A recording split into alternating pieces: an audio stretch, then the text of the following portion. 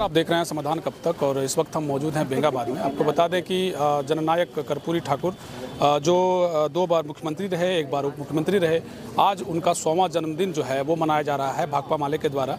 और जब मेरे पीछे आप देख रहे हैं तो ये एक तरीके से बैनर यहाँ लगा है और काफ़ी संख्या में जो है भाकपा माले के लोग जो हैं आज इस जन्मदिवस को मना रहे हैं। लेकिन उससे ठीक एक दिन पहले, यानी आज जब जन्मदिवस है तो उससे ठीक पहले आपने मीडिया के माध्यम से देखा होगा कि जननायक कर्पूरी ठाकुर को भारत रत्न दिया गया है। उसके बाद से एक तरीके से उनको मानने वाले, उनके चाहने वालों में ज़रूर खुशी का माहौल आप कह सकते हैं, लेकिन राजनीतिक रूप से भी पारा जो है वो चढ़ा हुआ है। आज के संबोधन में जो भाकपा माले के नेता आए, राजकुमार यादव हों, चाहे विधायक बगोदर विनोद सिंह हों, चाहे राजेश यादव हों, लगातार मुखर होकर के भाजपा के खिलाफ ज़बरदस्त हमला उन्होंने बोला है। हालांकि मीडिया से मुखातिब होकर के उन्होंने क्या कुछ कहा है, आइए देखते हैं। आज बेंगाबाद में सामाजिक न्याय सम्मेलन संपन्न हुआ है। आज का दिन कर्पूरी ठाकुर जो जननायक कहे जाते थे, सरकार ने आज उनको प्रतिष्ठा दी है, लेकिन हमें लगता है कि जनता ने, समाज ने उनको बहुत पहले ही जननायक की उपाधि दी थी। उनका आज जन्म शताब्दी भी था। तो सामाजिक अन्याय के जितने भी मुद्दे हैं, जो भी सवाल हैं, उस पर हम लड़ाई को कैसे आगे बढ़ाएं, कैसे हम लोग कर्पूरी जी के सपनों को साकार करें। और अभी के संदर्भ में अगर हम बात करें तो जो सरकार उन्हें सम्मान देने का काम किया है, हम तो कहेंगे कि ये बिल्कुल एक देर से दिया गया, एक किस्म से उनको कहीं ना कहीं से इसको वो वोट से जोड़ करके वो देख रही है भाजपा। लेकिन उसी भाजपा की सरकार वो इस झारखंड राज्य में जो पिछड़ी जाति को जो आरक्षण का जो वो मामला है उसको रोक करके रखने का काम भी यही भाजपा कर रही है। ये बात हमें समझना है और लोगों को भी समझाना है। इस बेंगाबाद से लेकर के पूरे गांडे क्षेत्र में सामाजिक अन्याय के कदम कदम पर हम लोग देख रहे हैं कि वो जो सवाल आ रहे हैं उनको हमारी पार्टी, हम लोग लड़ेंगे। ये भी आज के दिन का एक संकल्प है। बहुत बनाया गया जननायक कर्पूरी ठाकुर का, लेकिन भारत रत्न जो है कल ही घोषित किया गया। बिल्कुल, बहुत देर हुई है और वस्तुतः कर्पूरी ठाकुर जी को भारत रत्न मिलना, जो लगातार इस दलितों, पिछड़ों की आवाज़ जो बुलंद हो रही है, अपने अधिकारों के लिए लोग बढ़ रहे हैं, उसकी जीत है। और हम इस पखवाड़े ही पूरे मना रहे हैं उन तमाम शहीदों को, तमाम लोगों को। लेकिन दिक्कत यह है कि लोग महानायकों को याद करते हैं, लेकिन उनकी जो निष्ठाएं हैं, उनके जो आंदोलन हैं, ठीक उसके विपरीत कर रहे हैं।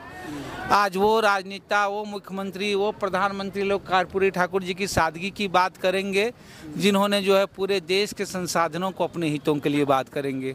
आज वो लोग कर्पूरी ठाकुर की बात करेंगे जिन्होंने पूरे देश को कंपनियों के लिए बेच दिया, जबकि यही कर्पूरी ठाकुर जी ने टाटा कंपनी के खिलाफ जो है 45 दिनों से ज़्यादा वो धरने पर थे। आज वो लोग, जो लोग झारखंड में जो है आरक्षण विधेयक पिछड़ों का जो है वो विधानसभा से पारित होकर के राजभवन में लटका हुआ है, आज वो लोग जो जातीय जनगणना की मांग हो रही है उसके कराने के पक्षधर नहीं है, वो लोग कर रहे हैं। तो उनके लिए कर्पूरी ठाकुर महज एक व्यक्ति हैं, उनके विचार हैं, उनकी सारी चीज़ों से नहीं। चाहे कर्पूरी ठाकुर हों, कल नेताजी को हम लोग याद कर रहे हैं, या महात्मा गांधी को आप अभी 30 जनवरी को याद करेंगे। अपने शहीदों को याद करना, अपने साथियों को याद करने का मतलब है आज के दौर में उनके विचारों के साथ जो ज़रूरत है उसके साथ और मुकम्मल होकर के खड़े होना। महानायक स्वर्गीय कर्पूरी ठाकुर जी की जयंती के अवसर पर सबसे पहले हम लोग उनके याद करते हैं। और इस देश में जो अभी खास करके जिसकी जितनी आबादी उसकी उतनी भागीदारी का जो राष्ट्रीय जनगणना की मांग, जो उनका एक सपना था कि देश में तमाम अति पिछड़ों गरीब तबकों को जो हक है, अधिकार है, उसको सामाजिक न्याय के तहत अधिकार जो है उसको मिलना चाहिए। और आज आप झारखंड में देख रहे हैं कि अलग राज्य बनने के बाद यहाँ पिछड़ों की जो आबादी है उसके अनुसार उसको आरक्षण आज नहीं मिल रहा है, मात्र 14% है। इसलिए झारखंड सरकार ने आरक्षण प्रावधान को लागू करने के लिए विधानसभा में प्रस्ताव भी लाया है, पारित भी हुआ है, लेकिन राज्यपाल लटका के रखा है।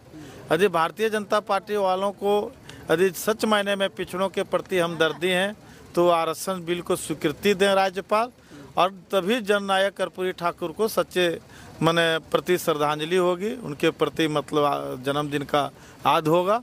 और यही हम लोग मांग करते हैं। कोडरमा लोकसभा में भाकपा माले लगातार भाजपा को चुनौती देती रही है, और इंडिया गठबंधन से यदि माले को समर्थन मिलता है तो भारतीय जनता पार्टी यहाँ हारेगी।